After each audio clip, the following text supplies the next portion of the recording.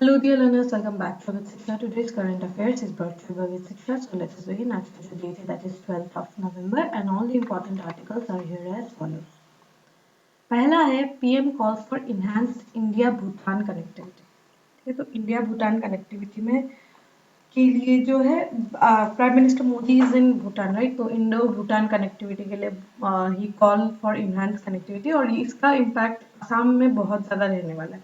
आपको पता ही होगा असम भूटान का रिलेशनशिप के बारे में एग्जाम में बहुत पूछा जा रहा है, and it is very important also. ठीक है, second is Gaganyaan mission, ISRO conduct important test on main parachute. जो मेन पैराशूट है ना, उसका एक टेस्ट हुआ है, ये हमें देखना होगा। And third is great Indian bustard protection. ठीक है, एक एक करके तीनों आर्टिकल्स को देखते हैं। पहला है PM calls for enhanced India Bhutan connectivity. ठीक है, तो देख सकते हैं कि PM Modi and the Bhutanese king Jigme Khesar Namgyel Wangchuck they met on Thursday. ठीक है, so Prime Minister Narendra Modi, while addressing a public event at Changlimetang Stadium, ठीक है, Changlimetang Stadium in Bhutan, India and Bhutan are not bound. Said that India and Bhutan are not bound only by borders, but also shared culture, values and mutual trust. Very true, right? आप लोगों ने भी Assam history में पढ़ा होगा। बख्तियार खिलजी जो है भूटान के हो, भूटान और तिब्बत की ओर जाना था राइट। तो तब से उससे भी पहले से हमारा कनेक्ट है, और बहुत सारे लोग जो है भूटान से इंडिया आसाम में आके सेटल हुए राइट, वो माइग्रेशन करके आए हैं। So it's a very long history that we share. Stressing the importance of connectivity and strengthening economic ties, he remarked that connectivity creates opportunity and opportunity creates prosperity. तो connectivity जो है वो opportunity create करेगा। जैसे अगर ये दो areas है, ये दो एरियाज एक प्लेस है और प्लेस बी है, ये कनेक्टेड है, तो यहाँ से यहाँ सामान जाएगा, यहाँ से यहाँ पर भी सामान जा सकता है, तो एक अपॉर्चुनिटी क्रिएट होता है। दोनों रीजन्स को प्रॉस्पेरिटी जो है वो they can get the prosperity right, they can create prosperity. In this context, he announced cities of Galafu and Samse will be connected to India's extensive railway network, which will open up avenues for trade and development. तो जो Gelephu corridor है ना, वो गैलेफू और समसे जो है वो लोग उन दोनों सिटीज को पूरे इंडिया के जितना भी एक्सटेंसिव रेलवे कनेक्ट है, उस रेलवे जो हमारा सिस्टम है उसके साथ कनेक्ट यहाँ पर करने की बात की गई है। Modi also reaffirmed India's commitment to Jigme Khesar Namgyel Wangchuk's vision of Gelefu Mindfulness City। ठीक है, Gelefu Mindfulness City के जो उनका विजन था उसके बारे में भी he talked about and announced that India will build an immigration point near Gelefu to facilitate travel and investment।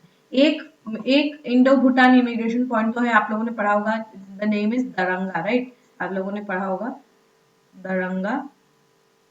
And एक इंडो बांग्लादेश बॉर्डर के पास भी है, that is पातारकांड right.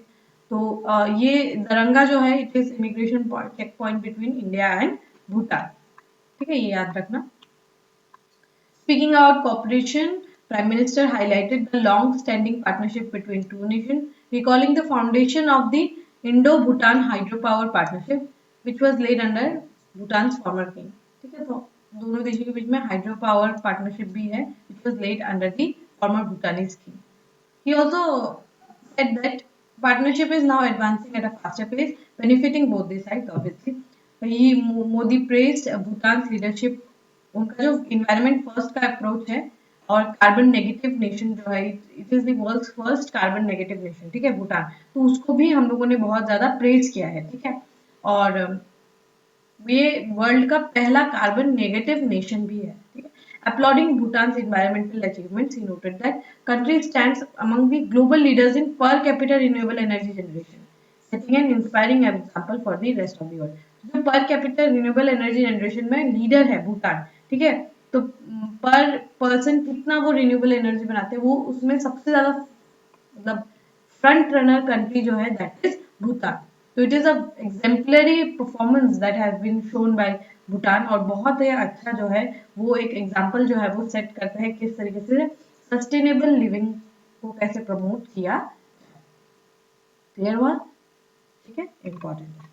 Second is Gaganyaan mission, ISRO ने टेस्ट किया है मेन पैराशूट को। You can say this main parachute, यही parachute जब वो क्रू मॉड्यूल से निकल के व्हेन दे विल जंप, या नहीं आपका नॉट जंप बल्कि क्रू मॉड्यूल जो है, क्रू मॉड्यूल के ऊपर आप लोगों ने देखा होगा मूवीज वगैरह में भी एंड पिक्चर्स वैसे भी आपने देखोगे कि मॉड्यूल के ऊपर ऐसे करके बड़े बड़े 2 या 3 जो है पैराशूट ओपन हो जाते ताकि वो धीरे से पानी में लैंड करे, राइट? तो ये जो पैराशूट ओपनिंग है उसका टेस्ट किया गया अभी रिसेंटली, ठीक है?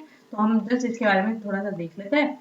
Indian space research organisation have conducted main parachute जो है क्रू मॉड्यूल, ठीक है? गगनयान पैराशूट का जो क्रू मॉड्यूल है उसको टेस्ट किया कि मेन पैराशूट किस तरीके से ओपन अप होगा, ठीक है? ये टेस्ट आपका Babina field firing range BFFR Uttar Pradesh में हुआ, झांसी में, ठीक है? उत्तर प्रदेश झांसी में ये बबीना फील्ड फायरिंग रेंज पे ये टेस्ट हुआ था। इसका ये है integrated main parachute drop air drop test, IMAT है, और ये क्वालिफाई हो गया है, ठीक है? It has been qualified for Gaganyaan mission. The main parachute of Gaganyaan mission deployed through step-by-step process known as refeed inflation. तो step by step process जिसको हम refeed inflation भी कहते हैं, तो उस हिसाब से ये इसको डिप्लॉय किया गया। In this process the parachute first opens partially, फिर रीफिंग होता है, फिर ये फुल्ली ओपन अप होता है, ठीक है? तो इसको it fully opens after a predetermined period of time called disreefing. तो ब्रीफिंग और डिसरीफिंग का पीरियड होता है। एक बार वो पार्शियली ओपन होता है, इस पीरियड को रीफिंग कहते हैं, और जब वो फुल्ली ओपन हो जाता है तो उसको डिसरीफिंग कहते हैं। This process is carried by device called pyro device. तो ये पायरो डिवाइस का यूज करके ये पूरा प्रोसेस किया जाता है।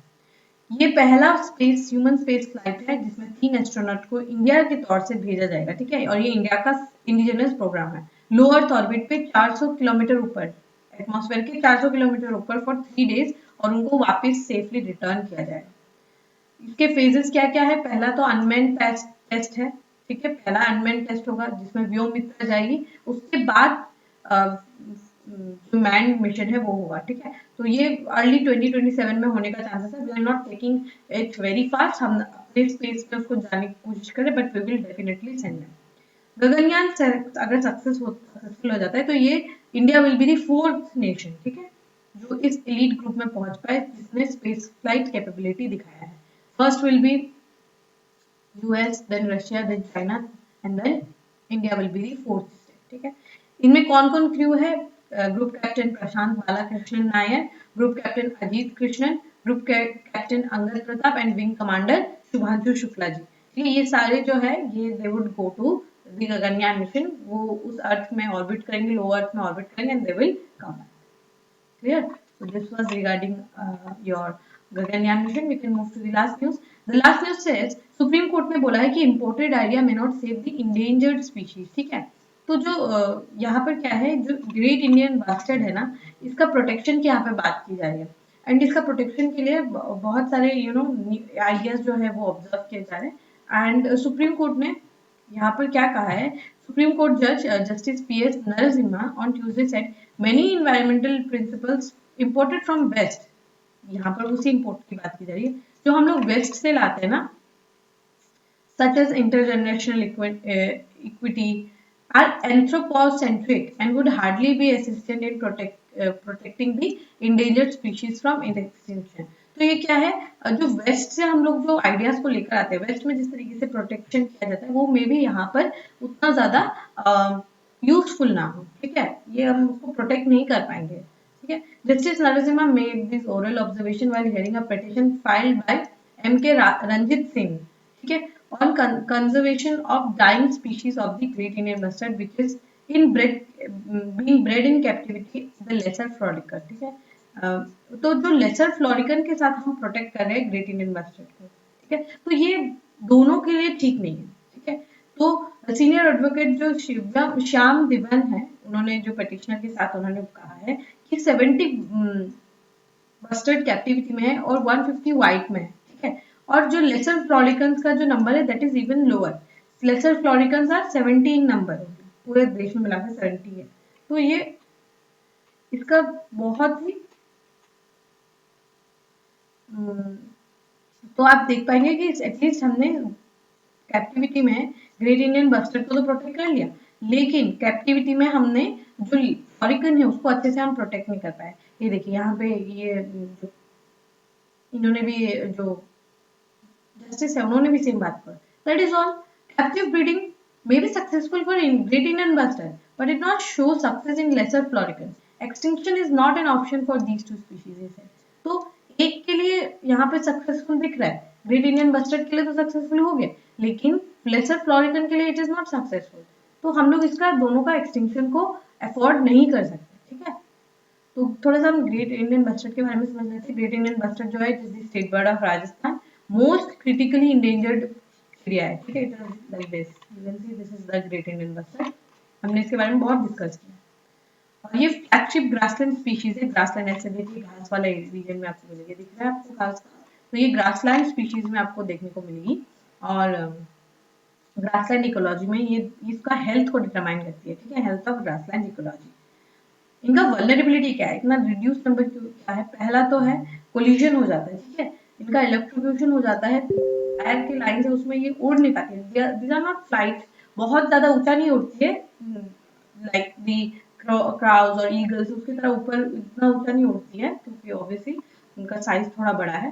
तो उसके कारण क्या है, तार में जाके लग जाता है, स्पेशली जो सोलर पावर से जो सोलर पावर जनरेट होता है उसके तार में जाके लग जाती है एंड बर्ड्स का डेथ हो जाता है, ट्रांसमिशन लाइंस पे जाके वो उनका डेथ हो जाता है, हंटिंग होता है, हैबिटेट लॉस होता है, ये सारे इनके वल्नरेबिलिटीज है।